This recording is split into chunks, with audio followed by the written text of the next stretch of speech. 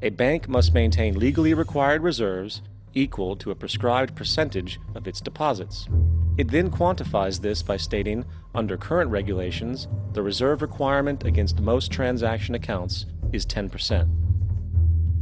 This means that with a $10 billion deposit, 10% or $1 billion is held as the required reserve, while the other $9 billion is considered an excessive reserve and can be used as the basis for new loans. Now, it is logical to assume that this $9 billion is literally coming out of the existing $10 billion deposit. However, this is actually not the case. What really happens is that the $9 billion is simply created out of thin air on top of the existing $10 billion deposit. This is how the money supply is expanded. As stated in modern money mechanics, of course they, the banks, do not really pay out loans from the money they receive as deposits. If they did this, no additional money would be created. What they do when they make loans is to accept promissory notes, loan contracts, in exchange for credits, money, to the borrower's transaction accounts. In other words, the $9 billion can be created out of nothing simply because there is a demand for such a loan and that there is a $10 billion deposit to satisfy the reserve requirements. Now, let's assume that somebody walks into this bank and borrows the newly available $9 billion. They will then most likely take that money and deposit it into their own bank account. The process then repeats, for that deposit becomes part of the bank's reserves. 10% is isolated, and in turn 90% of the $9 billion, or $8.1 billion, is now available as newly created money for more loans. And, of course, that 8.1 can be loaned out and redeposited, creating an additional 7.2 billion, to 6.5 billion, to 5.9 billion, etc. This deposit money creation loan cycle can technically go on to infinity. The average mathematical result is that about $90 billion can be created on top of the original $10 billion. In other words, for every deposit that ever occurs in the banking system, about 9 times that amount can be created out of thin air. Money jitters. Ask the obliging Bank of America for a jar of soothing instant money, M-O-N-E-Y, in the form of a convenient personal loan. So, now that we understand how money is created by this fractional reserve banking system, a logical yet elusive question might come to mind. What is actually giving this newly created money value? The answer? The money that already exists. The new money essentially steals value from the existing money supply. For the total pool of money is being increased irrespective to demand for goods and services. And as supply and demand finds equilibrium, prices rise, diminishing the purchasing power of each individual dollar. This is generally referred to as inflation, and inflation is essentially a hidden tax on the public. What is the advice that you generally get? And that is inflate the currency. They don't say debase the currency. They don't say devalue the currency. They don't say cheat the people who are saved. They say lower the interest rates. The real deception is when we distort the value of money. When we create money out of thin air, we have no savings, and yet there's so-called capital. So my question boils down to this: how in the world can we expect to solve the problems of inflation, that is, the increase in the supply of money, with more inflation? Of course, it can't. The fractional reserve system of monetary expansion is inherently inflationary. For the act of expanding the money supply, without there being a proportional expansion of goods and services in the economy, will always debase a currency. In fact, a quick glance at the historical values of the US dollar versus the money supply reflects this point definitively, for the inverse relationship is obvious.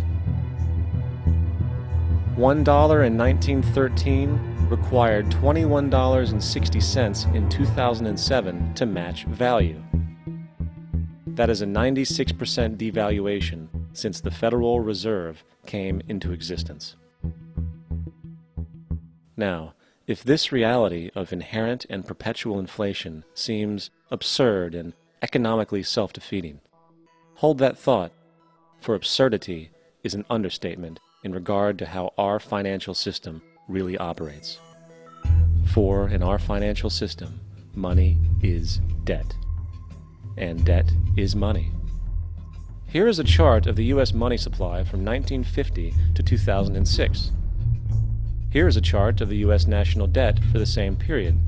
How interesting it is that the trends are virtually the same. For the more money there is, the more debt there is. The more debt there is, the more money there is. To put it a different way, every single dollar in your wallet is owed to somebody by somebody. For remember, the only way the money can come into existence is from loans. Therefore, if everyone in the country were able to pay off all debts, including the government, there would not be $1 in circulation.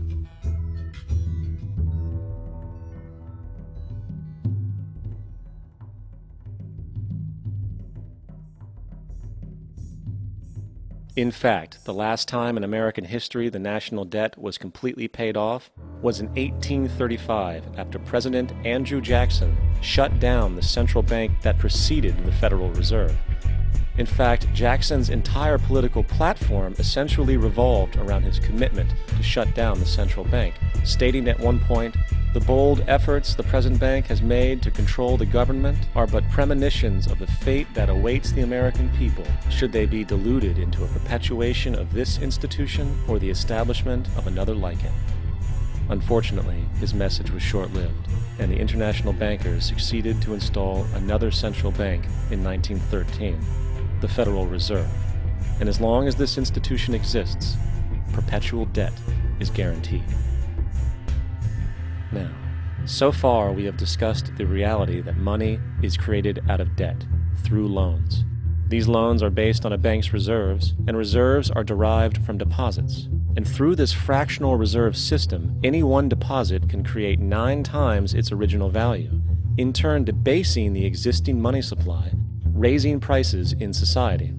And since all this money is created out of debt and circulated randomly through commerce, people become detached from their original debt, and a disequilibrium exists where people are forced to compete for labor in order to pool enough money out of the money supply to cover their costs of living. As dysfunctional and backwards as all of this might seem, there is still one thing we have omitted from this equation. And it is this element of the structure which reveals the truly fraudulent nature of the system itself: the application of interest. When the government borrows money from the Fed, or when a person borrows money from a bank, it almost always has to be paid back with accrued interest. In other words, almost every single dollar that exists must be eventually returned to a bank with interest paid as well. But if all money is borrowed from the central bank and is expanded by commercial banks through loans, only what would be referred to as the principal is being created in the money supply. So then, where is the money to cover all of the interest that is charged? Nowhere. It doesn't exist. The ramifications of this are staggering, for the amount of money owed back to the banks will always exceed the amount of money that is available in circulation. This is why inflation is a constant in the economy, for new money is always needed to help cover the perpetual deficit built into the system, caused by the need to pay the interest. What this also means is that mathematically, defaults and bankruptcy are literally built into the system, and there will always be poor pockets of society that get the short end of the stick. An analogy would be a game of musical chairs, for once the music stops, somebody is left out to dry. And that's the point. It invariably transfers true wealth from the individual to the banks. For if you are unable to pay for your mortgage, they will take your property. This is particularly enraging when you realize that not only is such a default inevitable due to the fractional reserve practice, but also because of the fact that the money that the bank loaned to you didn't even legally exist in the first place. In 1969, there was a Minnesota court case involving a man named Jerome Daley, who was challenging the foreclosure of his home by the bank which provided the loan to purchase it. His argument was that the mortgage contract required both parties